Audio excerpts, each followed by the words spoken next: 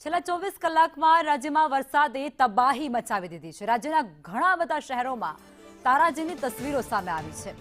રાજકોટ, જામનગર, સુરત, મોરબીમાં નુકસાનીની તસવીરો સામે આવી છે। પિલર, સોલાર પેનલ સાથે જ શેડ અને મંડપને પણ વ્યાપક નુકસાન પહોંચ્યું છે।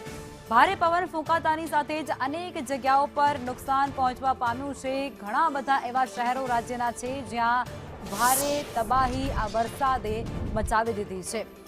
રાજકોટ, સુરત, ડાકોર સહિતના જે પંથકો છે ત્યાં પણ કમોસમી વરસાદે લોકોની ચિંતા વધારી છે, લોકોને મુશ્કેલીમાં મૂક્યા છે। આર્થિક નુકસાન વેઠવો પડે તે પ્રકારની સ્થિતિનું ત્યાં નિર્માણ થયું છે।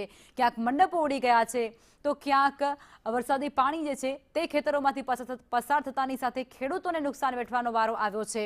ક્યાંક સોલારના જે પેનલો છે તે પણ ઉડી ગયા હતા તો ક્યાંક વીજપોલ ધરાશાય થયા છે, ક્યાંક વૃક્ષો ધરાશાય થયા છે।